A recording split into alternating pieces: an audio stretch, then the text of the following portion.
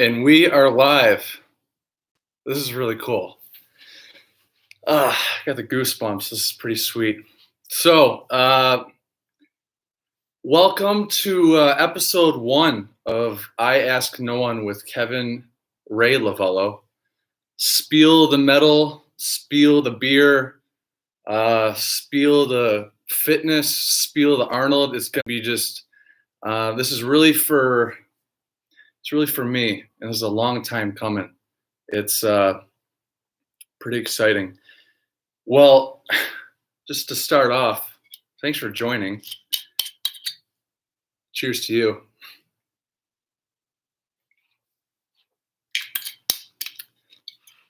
Some NyQuil in the afternoon. So, I Ask No One.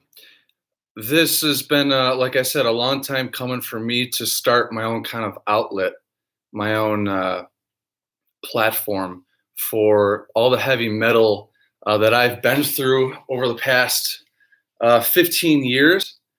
I hope you're doing well in quarantine. As you can tell, I've got the hair. It's pretty long, pretty good for headbanging. But one of the projects I was doing around my house, I was in the guest room probably about a month ago, and I came across all my concert souvenirs that I've accumulated over the years. And I've organized them from before I moved to California, 2013, to during California, 13 to 16, and then post-California.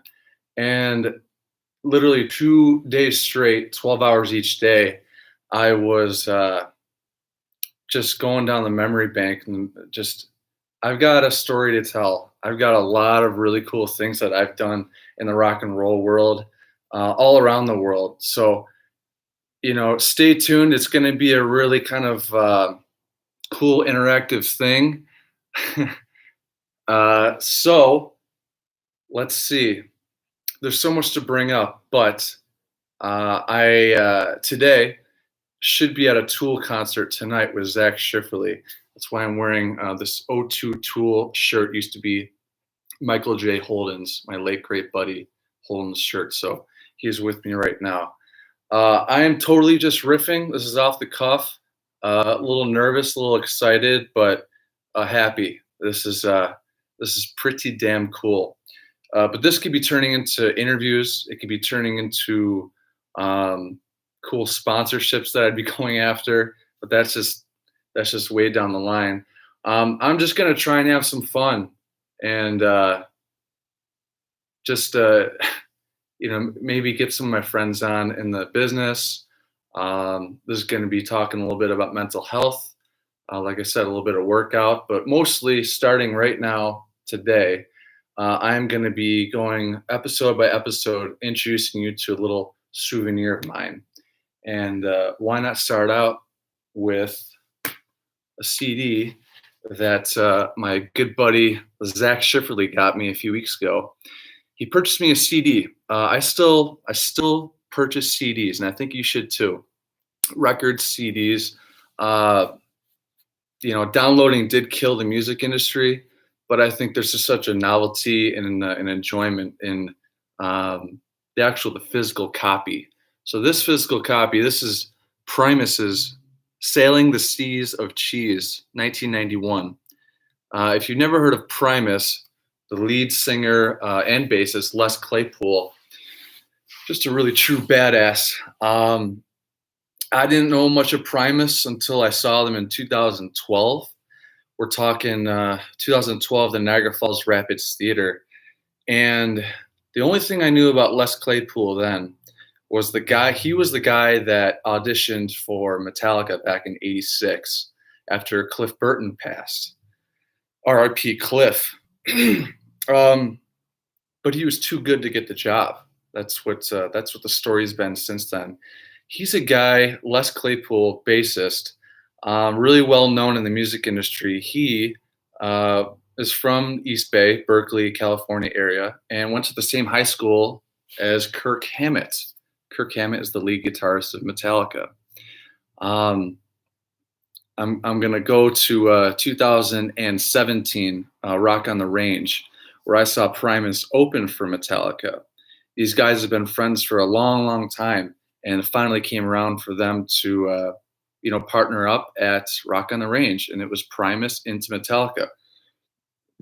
Side stage, stage right, there was Jose Mangin, Sirius XM, liquid metal octane DJ, really cool dude. I met him too, and I got some more stories about him too later down the line. But Kirk Hammett was up there on the stage watching Primus play, and I'm front and center. I go front and center all my shows, most of the shows, which I could create another million episodes on what that interaction means to me over the years. Totally my happy place. So we're me and Ryan, my twin brother, were front and center, and Kirk's on the side of the stage, and Les Claypool got up on the mic in between songs, and he mentioned how Kirk had sold Les his first bag of weed back in the the late 60s, early 70s, and I thought that was pretty cool. Kirk would later mention that he never heard what Les was saying. He was just kind of laughing along with it, which is kind of funny. So these guys go way back. Primus into Metallica was really cool. But the first time I saw Primus, it was 2012, Rapids Theater, and it was a show that it was a 3D show. So when you get in, you put on 3D glasses, and in the background, there's like these different images and videos and stuff. And it was just such a cool kind of experience. And I think at that time, Zach Schifferly, my buddy, he's seen them a bunch. So thank you, Zach, for introducing me to such a cool band. One of the things I've been doing in quarantine too is just Zooming with friends, playing a little game called Quiplash, which is really fun. I suggest you do it if you have like a group of friends, like 7 or 8 or more. Quiplash is a lot of fun. It's kind of like Cards. Is it Cards Against Humanity? I think that's what it's called. But you fill in the blank, and it's really kind of, you create the fill in the space word to the sentence. So definitely do it. I'm going to be doing it a little bit later tonight, 9 p.m. with some friends, which would be fun. But during the quarantine, I was on FaceTime with Schiff. He hit me up, and I got talking about CDs, kind of like what I was talking about a little bit earlier.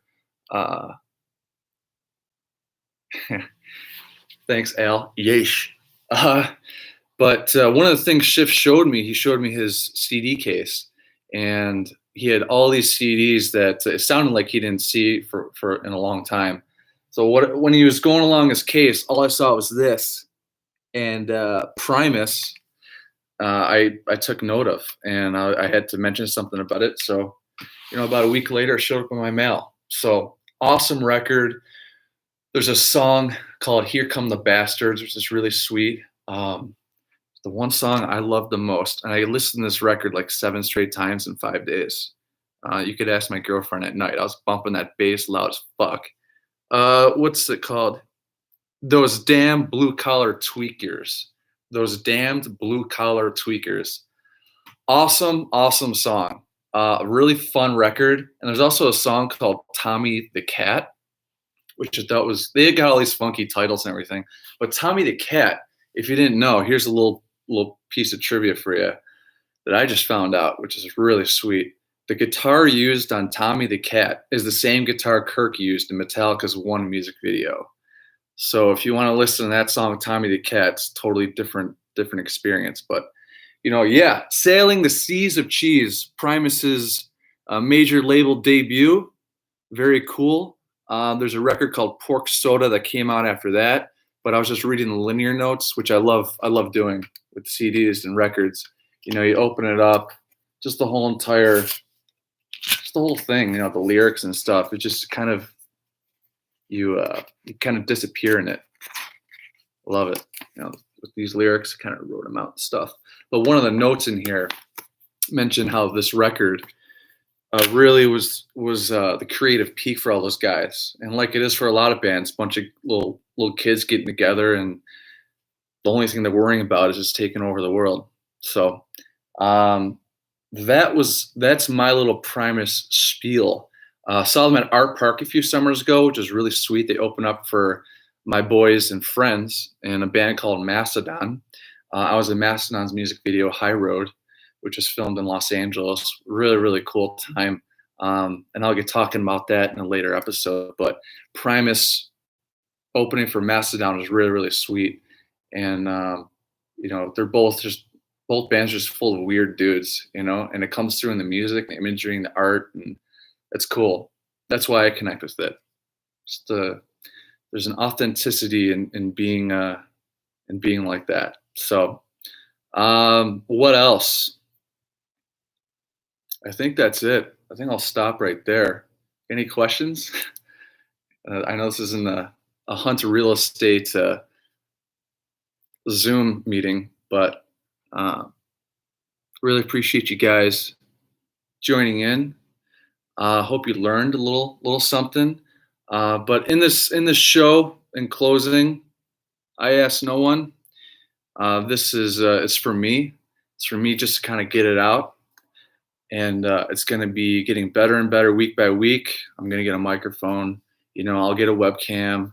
I got my drum kit back here. I'll play you some music. Seriously, like I'm going to bash out some songs for you, some Nirvana, some whatever the fuck. Sean Kinney of Alice in Chains, Dave Grohl of Nirvana, the drummer Dave Grohl, and of course the almighty Lars Ulrich, who's ever been in one band, and that band's called Metallica. Those guys are my biggest drum influences. So this is my family room here in the Elmwood Village. I will bash through that Thomas Silverstar for you at a later episode. But thanks for hearing me out, warts and all. Guys, just stay busy, stay happy, healthy, hungry, and heavy. Love you. Thank you. See you next week.